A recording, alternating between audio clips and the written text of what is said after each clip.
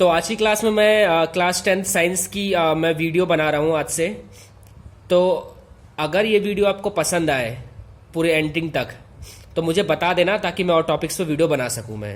ठीक है, देखो क्लास 10th की जो साइंस है ना, क्लास 10th की साइंस ज़्यादा टफ नहीं है, 9th के मुकाबले बहुत ईजी है, बहुत इंटरेस्टिंग है। अगर आप शुरू से लेके एंड तक अच्छे से पढ़ते हो, मतलब कॉन्स्टेंटली पढ़ना है आपको, ऐसा नहीं है कि आज आपने 2 घंटे पढ़ लिया फिर आपने कल टच ही नहीं की, तो साइंस में आपके अच्छे स्कोर हो जाएंगे। मैं तमाम वो सारे सेलेक्टेड क्वेश्चंस कराऊंगा आपको जो एग्जाम में आते हैं, और आपको एक पढ़ने का तरीका बताऊंगा कि साइंस में किस टॉपिक से किधर से पढ़ के जाना है जहां से आपके क्वेश्चंस मिलेंगे आपको। ठीक है, तो आपको पता है कि क्लास 10th की साइंस में बेसिकली केमिस्ट्री, फिजिक्स और बायो, ये 3 टॉपिक्स हमें कवर करने होते हैं। अब ये तीनों टॉपिक्स आपको पता है अलग अलग है। केमिस्ट्री का अपना एक अलग बैकग्राउंड है, फिजिक्स का अपना एक अलग है, बायो अपने आप में एक अलग है। ठीक है, तो मैं आपको थोड़ा जो पढ़ने की स्ट्रेटजी होती है मैं बताता हूं। देखो इन तीनों टॉपिक्स में, देखो केमिस्ट्री से क्वेश्चन ट्विस्ट हो सकता है, फिजिक्स से क्वेश्चन ट्विस्ट हो सकता है, लेकिन बायो से क्वेश्चन आपका ट्विस्ट नहीं होगा यहां से। इस पोर्शन से ये वाला पोर्शन आपका इतना इजी है कि आप यहां से स्कोर कर सकते हो अगर आपको सारे फैक्ट्स पता है इसमें। तो अब बात करते हैं कि फिजिक्स और केमिस्ट्री में आखिर ऐसा है क्या। देखो अगर आप इनका एनालिसिस करोगे ना रेशो का, तो आपको 80:20 रेशो लेके चलना है। इसका मतलब हुआ कि 80% तो आपको कॉन्सेप्ट सीखना है, ठीक है, जो कॉन्सेप्ट क्या कहता है, और 20% तो आपको बिल्कुल याद करना है, जो फैक्ट्स होते हैं वो आपको पता होने चाहिए।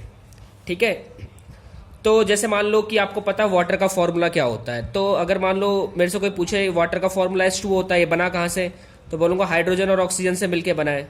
तो देखो अब ये तो फैक्ट पता है सबको, और ये सबको पता भी होना चाहिए। तो इसलिए कुछ टॉपिक्स तो हम फैक्ट के बेस पे कवर करेंगे साइंस के अंदर में, केमिस्ट्री या फिजिक्स जो भी हो, और कुछ हम कॉन्सेप्ट्स पे करेंगे कि आगे इसके पीछे का लॉजिक क्या है। तो ये तमाम जो जितनी भी चीज़ें हैं उनको ध्यान में रखते हुए हम साइंस में आगे पढ़ते हैं, क्योंकि किसी भी चीज़ का 100% आपको कॉन्सेप्ट नहीं मिलेगा आपको।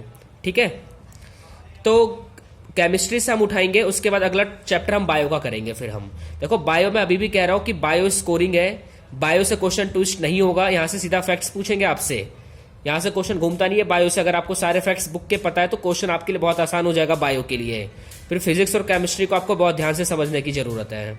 ठीक है, तो आई होप, मुझे लगता है आपको इतना समझ में आ गया होगा। तो हम केमिस्ट्री के पहले चैप्टर से स्टार्ट करते हैं, और केमिस्ट्री का जो पहला चैप्टर है, केमिस्ट्री का पहला चैप्टर है केमिकल इक्वेशन एंड रिएक्शन। ठीक है, केमिकल इक्वेशन एंड रिएक्शन। तो केमिकल इक्वेशन एंड रिएक्शन आज क्लास स्टार्ट करेंगे यहां से। तो साइंस का मतलब बहुत ही बेसिक चैप्टर है, और 4 से 6 नंबर ये कवर करता है यहां से। ठीक है, तो मुझे लगता है ये चैप्टर के बारे में आपको बहुत अच्छे से पता होना चाहिए, इसलिए हम बिल्कुल बेसिक से स्टार्ट करेंगे केमिकल इक्वेशन एंड रिएक्शंस के बारे में। देखो मैं लिखने से पहले आपको समझा देता हूं थोड़ा सा कि देखो आपको पता है जो किसी भी चीज के रिएक्शंस होते हैं ना, रिएक्शंस, देखो अब आपको पता है रिएक्शन या तो वो फिजिकल होगा, ठीक है, या तो फिर वो क्या होगा, केमिकल होगा। अब मान लो आप किसी 2 चीजों को मिक्स करते हो, तो 2 बात वहां से आपको संभावनाएं नजर आएगी, या तो कोई नया प्रोडक्ट बनेगा या फिर उस प्रोडक्ट का रूप चेंज होगा। सपोज करो मैं आपके सामने एक एग्जांपल लेता हूं, मैंने आपके सामने एक एग्जांपल लिया है, मैंने कहा है कि मैंने क्या किया है कि कटिंग ऑफ ट्री, क्या पेड़ को काटा मैंने, क्या पेड़ को काटने से मुझे बताओ कौन सा चेंज होगा ये। देखो जब आप कभी किसी पेड़ को काटोगे ना, तो बेसिकली क्या होता है कि पेड़ तो, लकड़ी तो अभी भी वही है, बस उसकी शेप चेंज हो गई है, मतलब कोई नया प्रोडक्ट नहीं बनाया वहां पर। ठीक है, तो इस हिसाब से ये कौन सा चेंज होगा, फिजिकल चेंज होगा। ठीक है, केमिकल चेंज में क्या होता है कि जब कोई न्यू प्रोडक्ट की फॉर्मेशन होती है तो उसी को हम बोलते हैं केमिकल चेंजेस। जैसे मान लो सपोज फॉर एग्जांपल क्या हो सकता है, बर्निंग ऑफ कोल। ये आपने 8वीं 9वीं में पढ़ा होगा बहुत अच्छे से कि फिजिकल चेंज और केमिकल चेंज में क्या डिफरेंस होता है। देखो फिजिकल चेंज और केमिकल चेंज जो है ना, बेसिकली वो मैं ज्यादा डीपली में डिस्कस नहीं कर रहा इसको, क्योंकि क्या है कि फिजिकल चेंज और केमिकल चेंज के बारे में आपको पता ही होगा, 9वीं तक तो पढ़ाया जाता है और हर बच्चे को पता होता है कि जहां न्यू सब्सटेंस का फॉर्मेशन होता है, जहां न्यू चीजें बनती है, तो उसी को केमिकल चेंज बोलते हैं। फिजिकल चेंज में कोई प्रॉपर्टी चेंज नहीं होती है, ठीक है। तो इसलिए 10वीं क्लास में हम केमिकल चेंजेस और उससे पढ़ने वाले रिएक्शंस को देखेंगे हम। तो हमारा ये टॉपिक नहीं होगा, हमारा सिर्फ यहां से टॉपिक पढ़ना होगा अब हमें, ठीक है।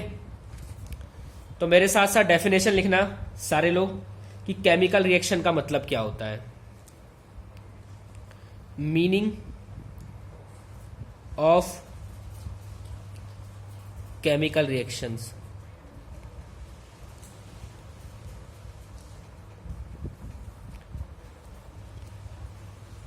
लिखना whenever chemical change occurs, chemical change occurs, we say that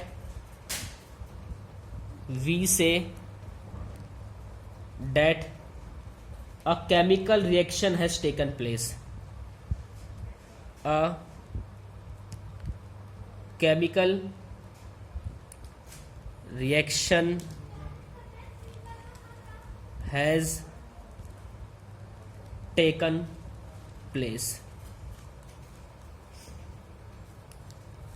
For example, cooking of food,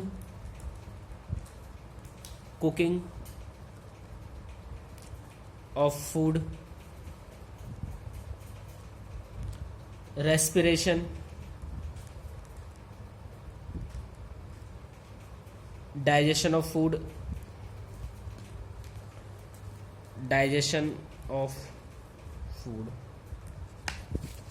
respiration पे मैं स्टार बना देता हूं, बहुत ही इंपॉर्टेंट टॉपिक है साइंस का ये।